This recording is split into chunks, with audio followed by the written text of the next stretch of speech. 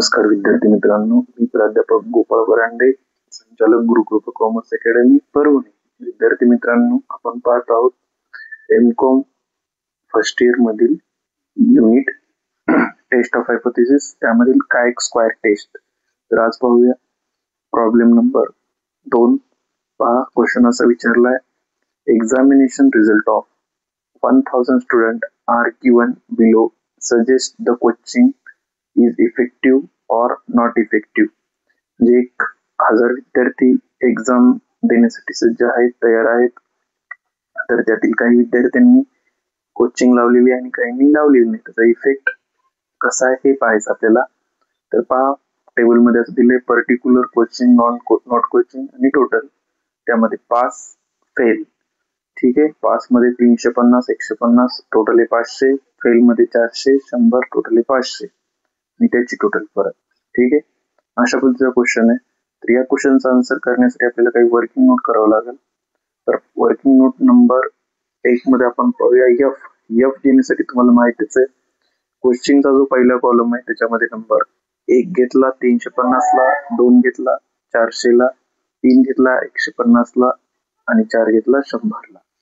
ठीक आहे, एफ काढण्यासाठी काही अवघड नाही. त्यानंतर काढायचं आपल्याला F1. तर F1 काढण्यासाठी पहिलं आपल्याला घ्यायचं आहे पास स्टुडंटची टोटल इंटू कोचिंगची टोटल आणि डिवाइड बाय ग्रँड टोटल. तर इथं पाहिलं तर पास स्टुडंटची टोटल आहे 500, कोचिंगची टोटल आहे 750 आणि ग्रँड टोटल आहे 750. तर असा आन्सर आपल्या येत आहे 375.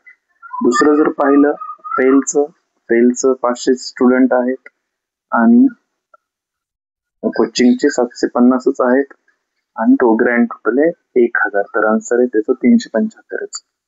तर नेक्स्ट आहे फेलची 500 आणि त्याच्यामध्ये नॉट कोचिंग वाले आहेत 250, ग्रँड टोटल 1000. तर आन्सर 125 येईल. नेक्स्ट, पास आणि फेलची टोटल 500 500 दोन्ही साईड असल्यामुळे आपल्याला इथं सेम दिसत आहे, नाहीतर ती वेगवेगळी येईल कधी.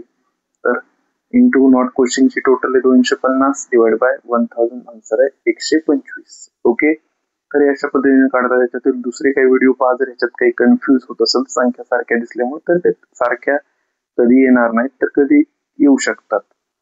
तर त्यानंतर आपण आन्सरच्या फॉर्मॅट मध्ये याला लिहून टाकूया. एफ आता मी सांगितलं 1 2 3 4 जसे आपण आकडे लिहिले त्याला लिहून टाकले. एफ मध्ये 350, 400, 150 आणि 100. F1 आता जी आपण वर्किंग नोट केली F1 ची, त्या पद्धतीने F1 काढले 375, 375, 125, 125.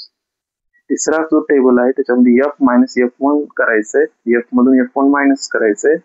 तर 350 मधून 375 मायनस केले तर आन्सर येईल -25. 400 मधून 375 मायनस केले तर आन्सर येईल 25. 150 मधून 125 केले तर आन्सर येईल 25. 100 मधून 125 लेस केले तर आन्सर येईल -25.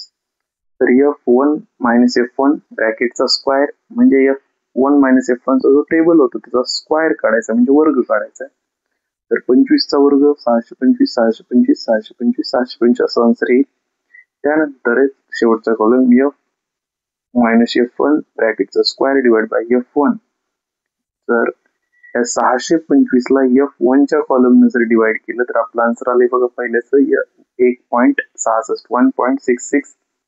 सेकंडचा आन्सर तेच आहे 1.66. थर्डचा आन्सर आहे 500, फोर्थचा 500.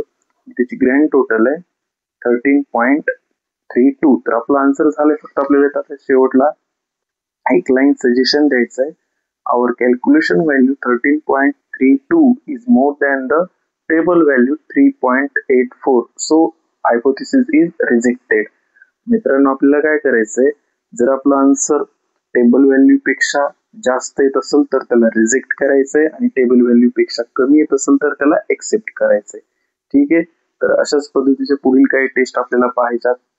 तर अशा पद्धतीचे व्हिडिओज आवडले असतील तर लाईक करा, शेअर करा, सबस्क्राईब करा, जेणेकरून येणारी सेमिस्टर एक्झाम तुम्हाला सोपी जाईल. धन्यवाद.